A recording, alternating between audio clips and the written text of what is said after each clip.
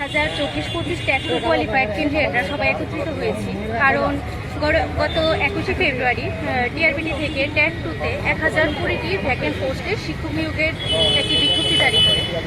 যেখানে দেখা গেছে আমরা ট্যাগ টু কোয়ালিফাইড 1488 জনের মধ্যে রিজার্ভেশন ক্রাইটেরিয়া মেনে ওই 1020টি ভ্যাকেন্ট পোস্টের মধ্যে মাত্র প্রায় 750 জনের মতো ক্যান্ডিডেট চাকরি পাবে। বাকি প্রায় 738 জনের মতো ট্যাগ টু যোগ্য ক্যান্ডিডেট এই নোটিফিকেশন অনুযায়ী চাকরি পাওয়া থেকে বঞ্চিত থাকবে।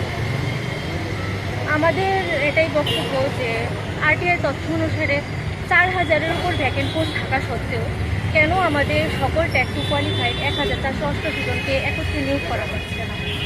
আমরা আমাদের শিক্ষামন্ত্রী তথা মুখ্যমন্ত্রী ডক্টর মানিক সাহা স্যারের কাছে এটাই আবেদন রাখছি যে ট্যাগ টুতে শূন্যপদের সংখ্যা বৃদ্ধি করে পুনরায় শিক্ষক নিয়োগের বিজ্ঞপ্তি জারি করে আমাদের সকল ট্যাগ টু কোয়ালিফাইড ক্যান্ডিডেটদের যেন অতি শীঘ্রই একত্রে